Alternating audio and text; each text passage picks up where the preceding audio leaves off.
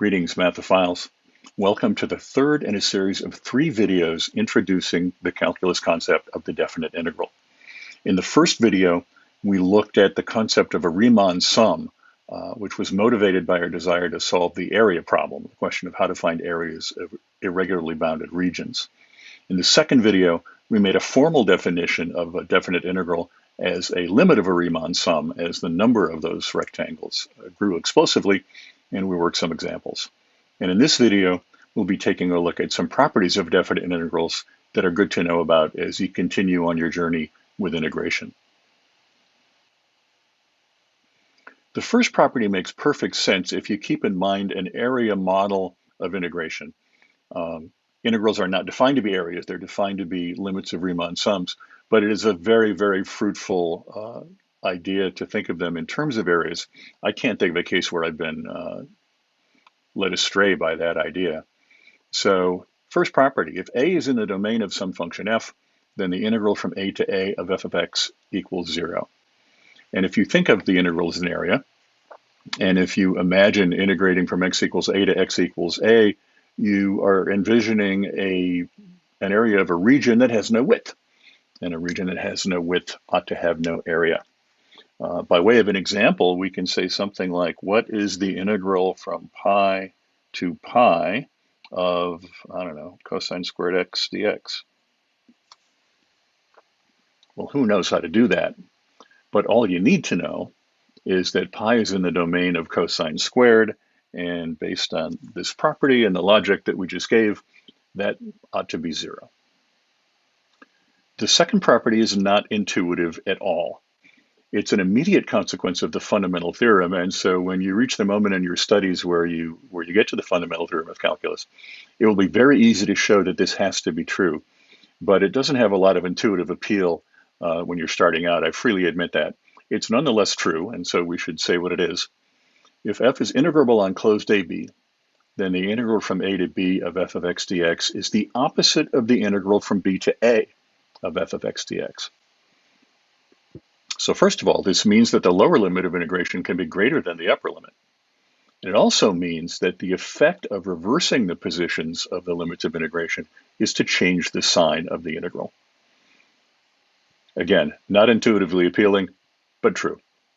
So if the integral from 4 to 10 of f of x dx is 8, we want to know what is the integral from 10 to 4 of f of x dx. Based on this, it's got to be negative 8. Our next set of properties comes straight from the formal definition of the definite integral as a limit of a sum. Any properties that are true for limits and that are true for sums have to be true for definite integrals.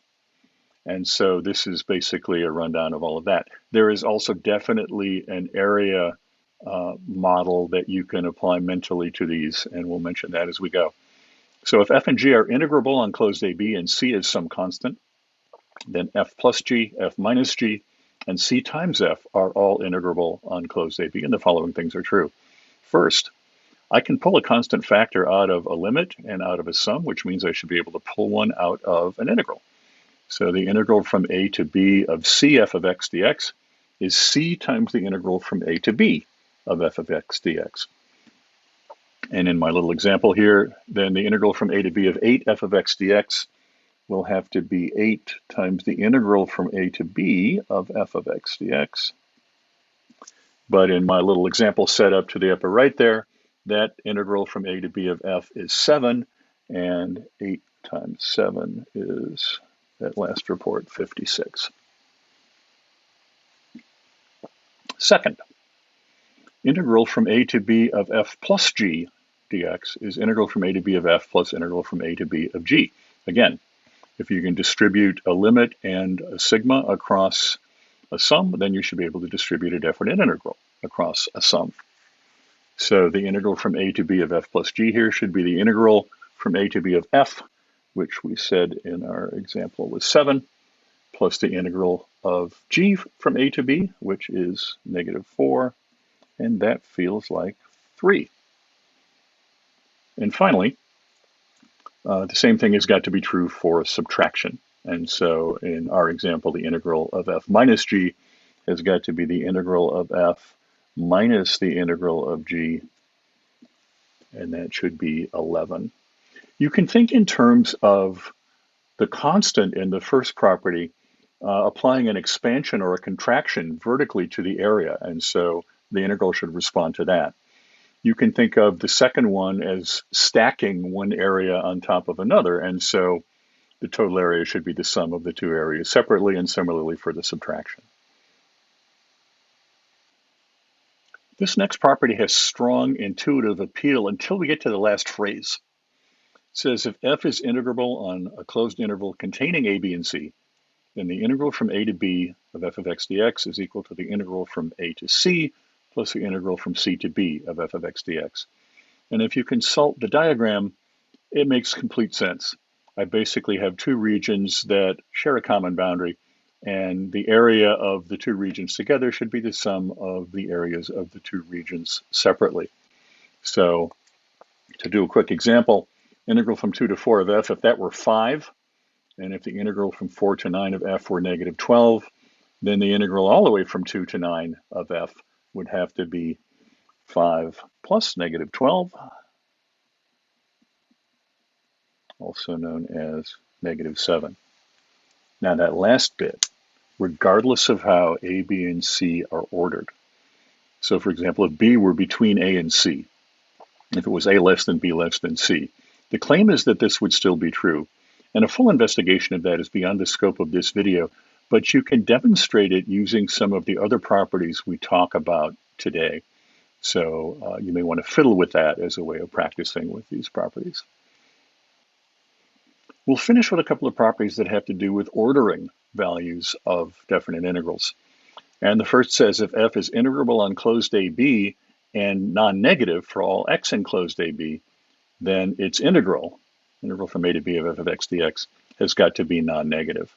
If you think in terms of areas, I've got the area of some region that's above the x-axis. I'm integrating from left to right. I can only come up with something positive.